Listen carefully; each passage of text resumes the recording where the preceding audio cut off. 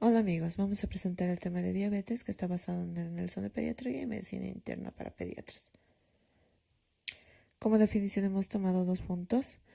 Según la OMS, la diabetes es una enfermedad crónica de larga duración debido a que el páncreas no produce insulina suficiente o no es capaz de secretarla bien. Esto es de acuerdo a la ADA, el 2017. La diabetes es un grupo de enfermedades caracterizadas por el alto nivel de glucosa, resultado de los defectos en la capacidad del cuerpo para producir o usar insulina. Este es un cuadro que nos explica los criterios diagnósticos para intolerancia a la glucosa y la diabetes mellitus, o que en otras palabras se conoce como prediabetes. Entonces, tenemos la intolerancia a la glucosa y la diabetes mellitus como tal.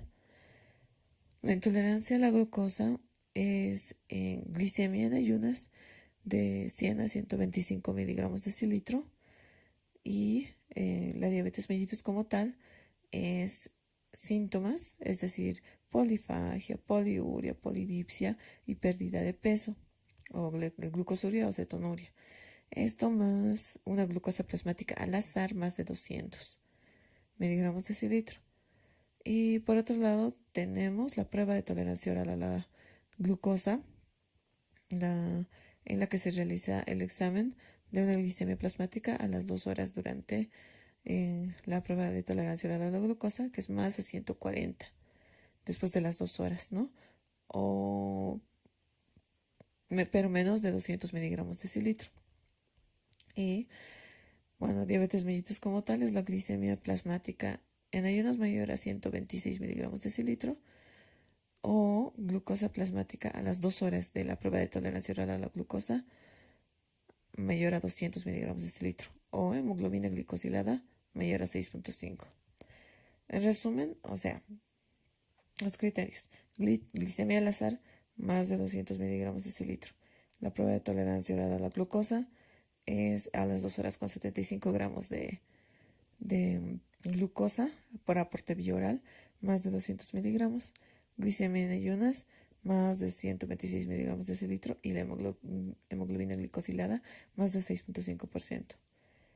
Y se debe confirmar, excepto si hay síntomas o si tiene cetoacidosis diabética confirmada.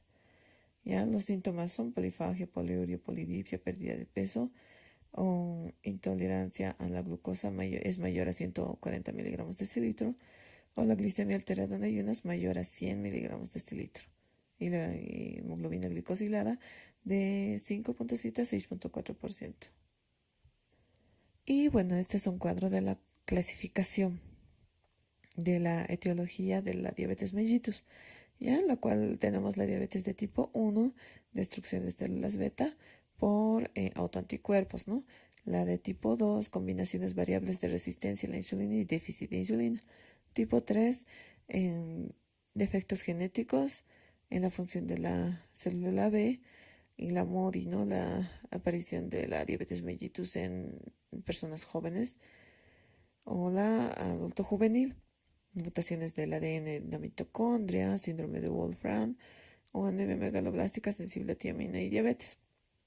El tipo 4 es inducido por los fármacos o sustancias químicas. Tipo 5, enfermedades al páncreas exócrino.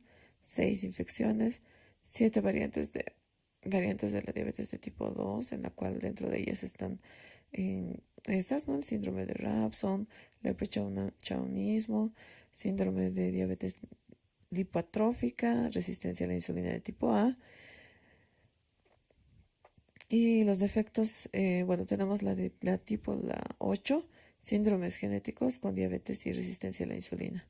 La de tipo 9, diabetes gestacional. 10, diabetes neonatal. Y bueno, puntos a tomar en cuenta. La definición de diabetes es una enfermedad crónica en la que se produce alteración de la formación de insulina, consiguientemente niveles elevados de glucosa. ¿Ya? Para el diagnóstico, ¿no? La tolerancia normal a la glucosa es una glicemia a las 2 horas, en la cual el registro sale 200 miligramos de decilitro, y la glicemia al azar que es más de 200 miligramos decilitro, más síntomas, ¿no? Polifagia, poliuria, polidipsia, pérdida de peso y la glicemia,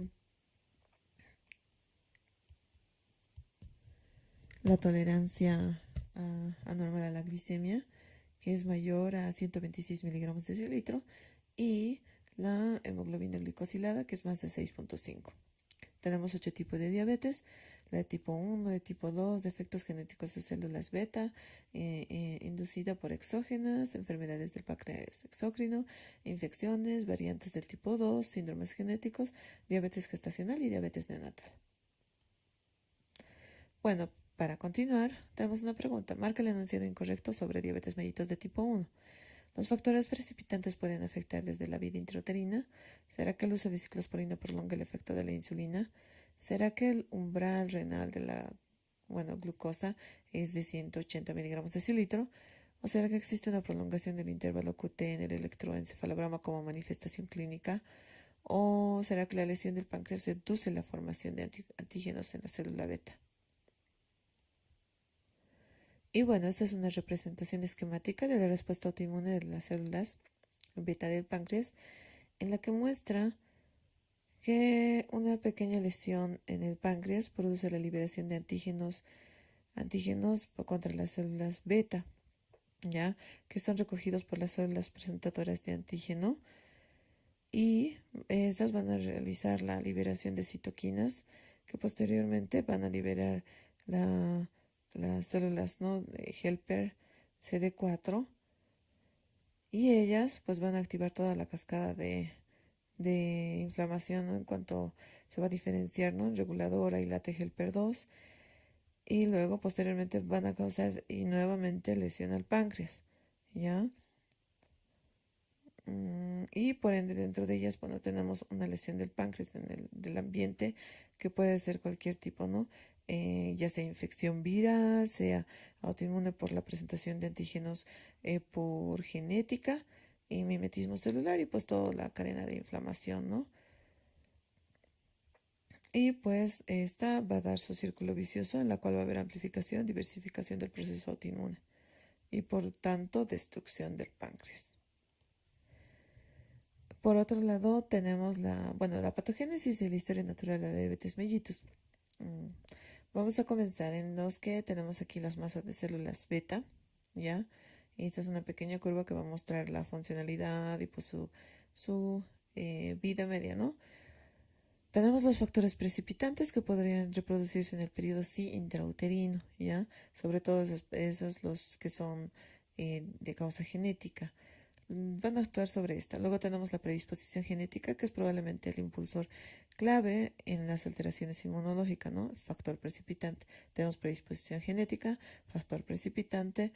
Posteriormente tenemos que los precipitantes, el ambiente podrían incluir en la historia natural. Y dentro de esta tenemos las alteraciones inmunológicas manifiestas, la liberación normal de insulina. Inicialmente, para compensar, pues hay mayor producción de insulina y una hipertrofia de las células B. Por otro lado, tenemos, aunque la pérdida global de células B es potencialmente lineal, pues esto presenta un patrón recurrente o renitente. Luego, la presencia de anticuerpos contra los islotes podría representar una diabetes de tipo 1, primero asintomática.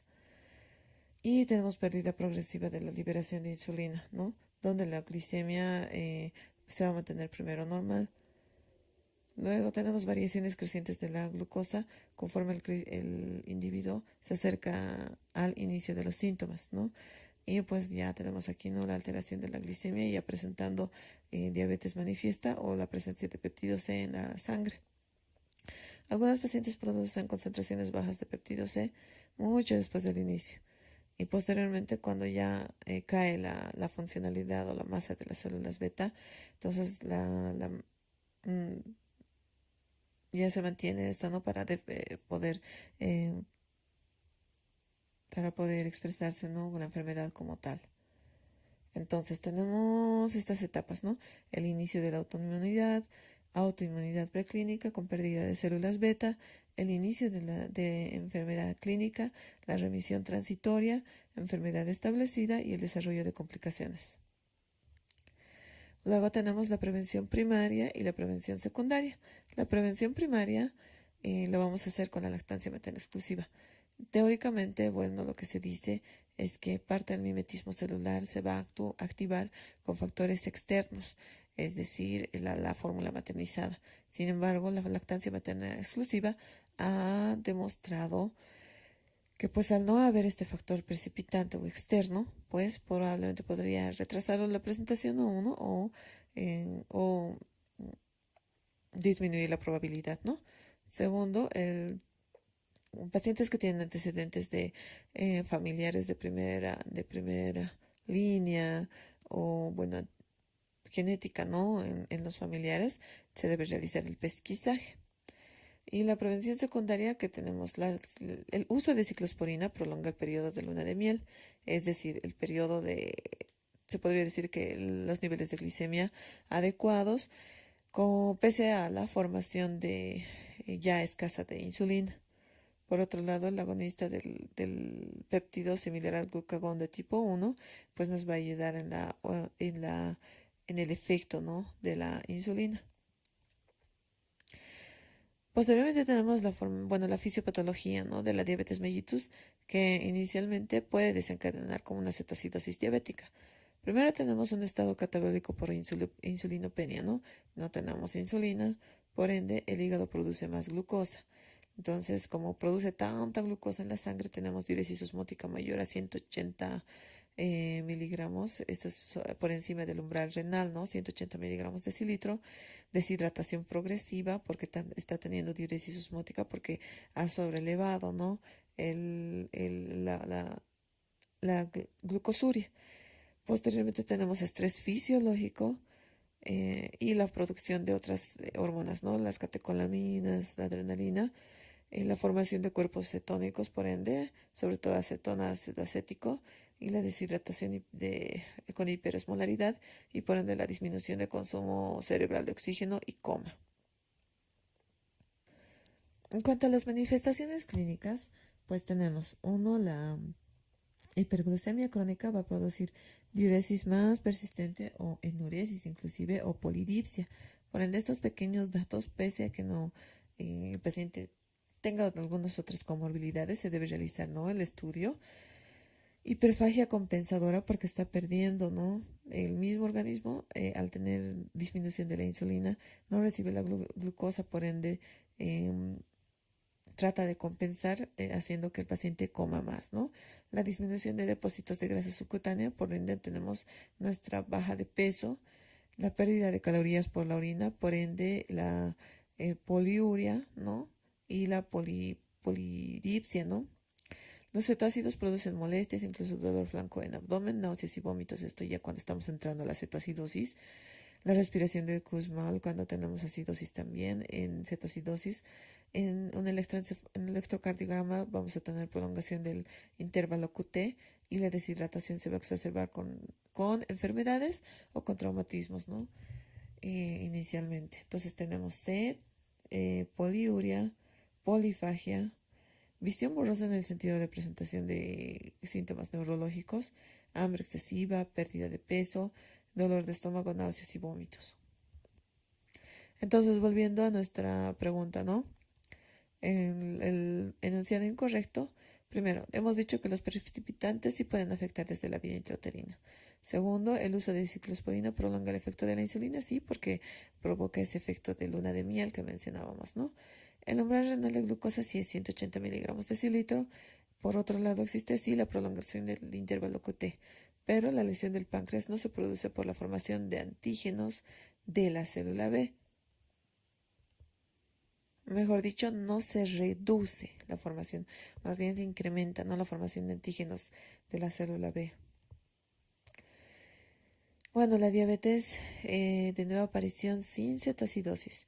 Cuando tenemos a estos pacientes, el objetivo primero es mantener el equilibrio entre el control estrecho de la glucosa, evitar hipoglicemia, eliminar la poliuria y nicturia, prevenir la cetoacidosis diabética y permitir un crecimiento y desarrollo con mínimo efecto sobre el estilo de vida.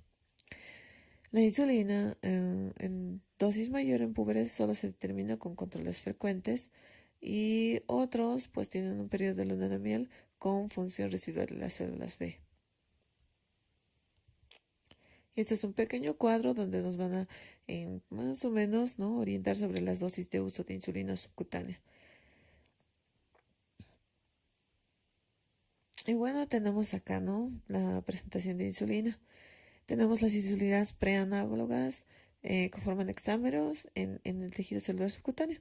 Por ende, su liberación es a los 30 a 60 minutos y esta es la insulina regular, cuyo efecto es hipoglicémico, hipoglicemia nocturna. Estos son los efectos por los que más vamos a luchar cuando vamos a realizar la terapia con insulina. Las insulinas neutral de protamina Hendorn tiene un efecto hipoglucemiante de fase media. Tenemos la insulina lispro y espártica que no forma hexámeros, por ende su tiempo de acción va a ser un poco menos. Hipoglicemia va a ser su efecto nocturna, ¿no? Esa es la más frecuente, la hipoglicemia y la nocturna, ¿no? La glargina tiene un patrón fisiológico sin picos y reduce la hipoglicemia nocturna. Por otro lado, se debe realizar los bolos calculados en función de la ingesta de hidratos de carbono. Y bueno, aquí tenemos unos pequeños cuadritos en los cuales nos van a decir el efecto de la insulina de acuerdo a su duración, ¿no? Tenemos la Lispro, ¿no?, cuya acción va a ser acción rápida y de duración corta. La regular, que va a tener una duración mayor, ¿no? La NPH lenta, que va a tener una duración de aproximadamente casi 12 horas. La ultra lenta, que va a mantener un bastante tiempo, unas 12 horas a 16. Y la glargina de metir, que va a tener un patrón sin picos y va a reducir los episodios de hipoglicemia y la o postprandial y la nocturna. Y bueno, tenemos la curva del perfil independiente sin combinaciones, ¿no? Que va a tener sí estos picos de hipoglicemia, que pueden ser nocturnas y pueden ser postprandiales. Y bueno, la de un perfil compuesto con ultralenta y va a presentar un efecto acumulativo en 2 inyecciones, ¿no? Y esta versión va a ser más útil para los pacientes, ¿no? Para evitar los efectos, ¿no? No deseados. Bueno, entonces para el tratamiento, pero a estas alturas tenemos bastante, ¿no?, tecnología, en la cual pues primero tenemos la bomba de insulina que va a utilizar algoritmos, ¿no? De acuerdo a la relación de insulina y carbohidratos ingeridos y la corrección. Esto va a reducir las hipoglicemias graves, ¿no? Tenemos otro sistema que es el sistema de control continuo de glucosa, en la cual tenemos sensores subcutáneos, tienen alarmas, ¿no? Es automatizado, libera la glucosa y el abordaje biohormonal, ¿no? En cuanto al uso de insulina y el uso de glucagón también. Y el beneficio de esto va a ser que los que utilizan glucagón también tienen un poquito mayor tiempo antes de presentar cualquier tipo de complicación crónica. La milina combinada con insulina también disminuye la hiperglicemia postprandial y bueno, básicamente la educación, ¿no?, avanzada en diabetes, monitorización de cetonuria y o cetonemia. Y bueno, aquí tenemos una imagen, ¿no? Este es del detector de glucemia que nos va a dar en horas determinadas y que va a ser muy importante, porque gracias a esta vamos a tener los controles, ¿no?, en cuanto a la ingesta y la administración de insulina. Y aquí tenemos la bomba de insulina, ¿no?, que va a ayudarnos a hacer la relación en cuanto al uso de insulina con los hidratos de carbono ingeridos.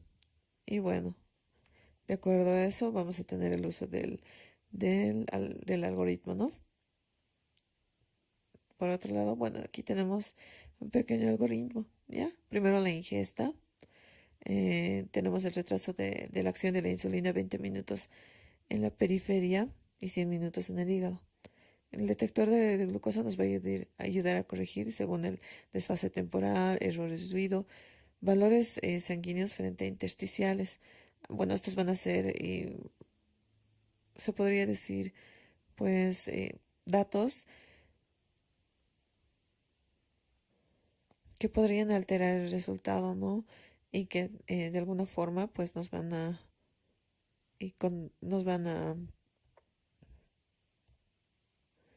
ser algo de desventaja, ¿no? Ahora, podríamos tener un retraso de 5 a 15 minutos en la detección intersticial. Y bueno, estos efectos se podrían controlar con el algoritmo, compensación de retrasos, protección frente a sobredosis o infradosis, valoración de las características de los pacientes, ¿no? Si ha realizado ejercicio o haya tenido algún tipo de conducta. Y hay que ajustar la dosificación de insulina en función de las fluctuaciones de glucosa que nos van a informar en el detector. Y bueno, tenemos la bomba de insulina que nos va a dar la necesidad de la mejoría en la cinética de la insulina, con un retraso de 30 a 100 minutos en la absorción de insulina. Básicamente aquí lo único que tendríamos que siempre no corregir gracias al algoritmo es el desfase, los sensores del ruido y valores sanguíneos frente a las intersticiales. Es decir, probablemente tener aquí un dato y pues hay que verificar, ¿no? Bueno, vamos a presentar un caso clínico. Paciente de 2 años de edad acude por emergencias con antecedente talla baja en tratamiento con zinc. Un hermano fallecido por deshidratación, enuresis nocturna desde hace 2 semanas, poca ganancia ponderal y pese el aporte completo. Y bueno, el tratamiento continuo, un cuadro de un día de evolución caracterizado por cefalea de tipo pulsátil, vómitos incoercibles, deposiciones líquidas, hiporexia, fiebre y al examen físico ojos hundidos, mucosa seca, taquicardia, llenado capilar 3 segundos y el abdomen blando pero con ruidos hidroaéreos normoactivos, cardiopulmonar, respiración de Kussmaul, está irritable y con periodos de somnolencia. Estoy entrando a la cetocidosis diabética. Pues vale decir que esto se va a producir, ¿por qué? Por la acción de las hormonas contrarreguladoras que van a bloquear ya la acción de la insulina, ¿ya? Entonces, primero va a haber producción excesiva de glucosa con uso reducido, ya la producción de cuerpos cetónicos, la diuresis osmótica. Por ende, va a haber un aumento en los procesos catabólicos que van a producir pérdidas electrolíticas, un aumento de la liberación de ácidos grasos libres. Va a haber, por otro lado, vamos a tener inapetencia, dolor de estómago, náuseas, decaimiento, boca seca, dificultad para respirar. Y el tratamiento se debe ajustar de acuerdo al grado de insulinopenia y pues de acuerdo al grado también de la gasometría que vamos a ver ahorita la clasificación. En cuanto a nuestro pacientito, se decide su internación. Vamos a administrar líquidos endovenosos. Llegan resultados de laboratorio que reportan un hemograma con leucocitosis y neutrofilia, que tenía un perfil infeccioso, para una glicemia de 300 miligramos de decilitro y la gasometría con 7.25 de PCO2, 15 que pH de 7.25 y un PCO2 de 15 y los electrolitos, el sodio de 130, potasio de 3 y cloro de 106. La creatinina, 0.6 miligramos de decilitro, por lo que concluimos en un debut diabético con cetocidosis diabética. Entonces, ¿cuál será? ¿Leve, moderada, severa, normal o es ninguno? De ahí vamos a la clasificación de la cetocidosis diabética, ¿no? Una vez que tenemos unos pacientitos que lleguen con estos cuadros sugestivos, ¿no? Con deshidratación, dificultad respiratoria, se debe realizar sí o sí una gasometría y pues eventualmente, porque este cuadro, si se dan cuenta de presentación, parece netamente deshidratación y un cuadro infeccioso gastrointestinal. Pero bueno, tuvimos el hallazgo. Entonces, nuestros valores leve va a ser con CO2 de 16 a 20, moderada de 10 a 15 y grave menos a 10. Nuestro paciente encaja acá. pH de la leve de 7.25 a 7.35, moderada de 7.15 a 7.25 y grave menor a 7.15. Y en la clínica, en la moderada, respiración de Kussmaul, orientado pero somnoliento y reactivo, ¿no? Y la grave, respiración de Kussmaul, depresión respiratoria, somnoliento, con depresión de nivel de conciencia e incluso coma.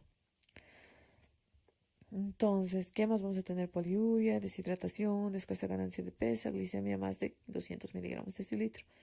Y determinar siempre, ¿no? Los electrolitos para ver si hay que hacer algún tipo de corrección, porque está deshidratado y en realidad cuando tenemos glucosuria tenemos y poliuria, ¿no?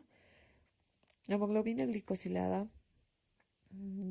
pero que puede presentar alteraciones cuando tenemos enfermedad hemolítica, hemorragia, cirrosis o antecedente de transfusión. Los niños no obesos, ¿no? Con enfermedades inmunes asociadas, enfermedad celíaca, tiroiditis, hay que realizar estos estudios para descartar considerando la edad, luego de estabilizar al paciente. Entonces, volviendo a nuestra pregunta, ¿no? Su glicemia más de 300, su gasometría con 725 y 15 de dióxido de carbono, ¿sí? Y los electrolitos, ¿no? Tenemos una cetoacidosis diabética moderada. Bueno, tenemos otra pregunta. El manejo a seguir es marca el incorrecto. Hidratación rápida, insulina, control de ingeridos eliminados, potasio 80 mil equivalentes por cada litro, bicarbonato 0.5 mil equivalentes por kilo en bolo. Primero, el tratamiento se debe hacer de la hiperglucemia y la deshidratación. Idealmente, reanimación hídrica, ¿no? Tenemos un paciente que llega deshidratado con dificultad respiratoria, lo primero que hay que hacer es una vía y líquidos. Con solución salina fisiológica a 20 ml por kilo peso en una hora, o en realidad en 20 minutos, ¿no? Y se puede hacer el uso de insulina sin bolo, ¿no? Directamente a mantenimiento 0,1 unidades internacionales por kilogramo por hora. Cuando se detiene la diuresis osmótica, pues ya estamos bajando, ¿no? Hasta presentar la detención de la diuresis osmótica se tiene que mantener este flujo, ¿no? Posteriormente se va regulando acorde a los resultados. Se debe mantener el ayuno, nada por vía oral, hasta tener una hidratación avanzada, ¿no? En caso de que el paciente estuviera irritable y quiere realmente algo por vía oral, se puede utilizar hielo. Y cuando tenemos una glicemia por debajo de 300, entonces se tiene que tener de mantenimiento una solución con dextrosa al 5%, y si fuera menos de 200, entonces por lo menos un dextrosa al 10%. Y se debe realizar el sodio reconstituido con fórmula. La disminución del sodio va a indicar una acumulación excesiva y riesgo de edema cerebral, así que eso con mucha calma. Luego de estabilizar al paciente, pues hay que ver de estas connotaciones, ¿no? Para continuar el tratamiento. Primero que las pérdidas catabólicas, vamos a tener pérdidas de sodio entre 10 a 13 mil equivalentes por kilo, el potasio de 5 a 6 mil equivalentes por litro y 4 a 5 mil equivalentes por kilo de fosfato. Pese a mejoría de la hidratación por elevación de la aldosterona, puede haber mayor excreción de potasio, así que sí o sí, ¿no? Siempre esto obviamente fijándose en la función renal, como mencionábamos en la parte de hidroelectrolíticos. El riesgo de disfunción miocárdica o shock o acidosis siempre va a haber. ¿Por qué? Porque ha habido la disminución del uso, ¿no? Discreta hipoxia, considerando que ya no había el uso de la glucosa, ¿no? Y la acumulación de los cuerpos cetónicos. Se puede utilizar potasio, ¿no? A 80 mil equivalentes por cada litro o suplemento de vía oral. Puede producirse pancreatitis, ¿no? Y hay que vigilar esto del dolor abdominal a su ingreso y al ingreso del paciente. Y si la creatinina puede estar falsamente elevada por los cuerpos cetónicos. Así que si tuviéramos creatinina no elevada, entonces si tenemos diuresis adecuada, tenemos que mantener el potasio basal. Entonces aquí tenemos un protocolo de tratamiento de la citoacidosis. La primera hora que se ingresa el paciente con deshidratación tenemos que hacer una expansión rápida de volumen. Esto con dieta NPO, ¿no? Nada por vía oral, controlar ingresos egresos, estado neurológico, utilizar una hoja de evolución y tener manitol en caso de presentar datos neurológicos que nos van a sugerir edema cerebral. ¿Ya? Un bolo de líquidos, ¿no? Primero, solución salina fisiológica o ringer lactato de 10 a 20 ml por kilo peso. Y la infusión de insulina, ¿no? A 0,05 o 0,1 unidades internacionales kilogramo hora. La segunda hora y hasta la resolución de la cetoacidosis se puede utilizar cloruro de sodio al 45% más infusión continua de insulina, 20.000 equivalentes por litro de fosfato de potasio y 20.000 equivalentes de, por litro de aporte de potasio. Ahora, si tenemos glicemia menos de 250, dextrosa al 5, ¿no? Habíamos dicho 300 al 5 y 200 a 10%. Por otro lado, la ingesta por vía oral se puede realizar cuando ya tenemos el uso de insulina subcutánea. Y bueno, los líquidos de mantenimiento se van a realizar con 100 ml por kilo peso para los primeros 10 kilos, 50 para los segundos 10 kilos y 25 para el restante de kilos, ¿no? Esta es la valoración o la aporte del líquido según la regla de Holiday y Seeger. Entonces, nuestra respuesta incorrecta es: primero, hidratación rápida, habíamos dicho, sí. Segundo, la insulina. Tercero, control ingeridos y eliminados. Está bien, el potasio, 80.000 equivalentes por litro. Pero el bicarbonato, ¿no? Que pues se utiliza en lo menos posible, a menos que tuviéramos una cetoacidosis grave, grave, grave, ya con pH menor a 7,10, ¿no? Pero se utiliza en última medida porque, porque cuando utilizamos bicarbonato el riesgo de edema cerebral es mucho mayor a que solamente rehidratáramos. Así que una vez de rehidratar al paciente, pues lo primero que se hace es otro control, ¿no? De gasometría para verificar, ¿no? El pH. Y bueno, cuando nos percatamos de que hay edema cerebral, ¿no? Primero, cuando tenemos alteración de hidroelectrolítica, acidosis, nos van a ser predictores de edema, ¿no? Si tenemos un gran trastorno hidroelectrolítico más acidosis considerable, pues tenemos que tomar en cuenta y nuestro control del estado neurológico tiene que ser mucho más específico, ¿no? Y bueno, puede haber empeoramiento de cefalea, bradicardia, apneas o trastornos de la respiración, y cambios pupilares. Esto se llama la tríada de Cushing, ¿no? Cuando tenemos cefalea, bradicardia y trastornos de la respiración. Y bueno, el manitol debe estar siempre disponible en estos casos que tengamos este tipo, ¿no? Y bueno, hasta esta parte vamos a ir realizando como la primera parte de la diabetes mellitus.